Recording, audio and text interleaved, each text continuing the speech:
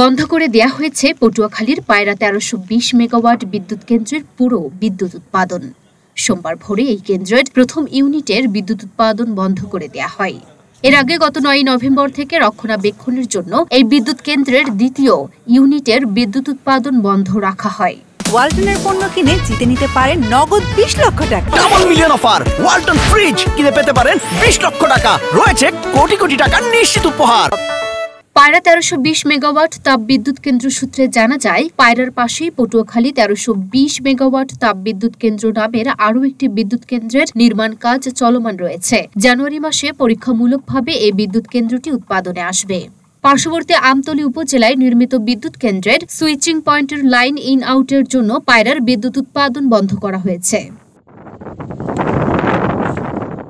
পায়রা ১৩২০ মেগাওয়াট তাপবিদ্যুৎ কেন্দ্রের প্রকল্প কর্মকর্তা শাহ আব্দুল মাওলা জানান, গত ৯ নভেম্বর রক্ষণাবেক্ষণের জন্য দ্বিতীয় ইউনিটের বিদ্যুৎ উৎপাদন বন্ধ করে দেয়া হয়। আর গতকাল পিডিবির নির্দেশনায় প্রথম ইউনিটের বিদ্যুৎ উৎপাদন বন্ধ করা হয়। আগামী ৭ দিন পর কেন্দ্র থেকে বিদ্যুৎ উৎপাদন পুনরায় শুরু হবে।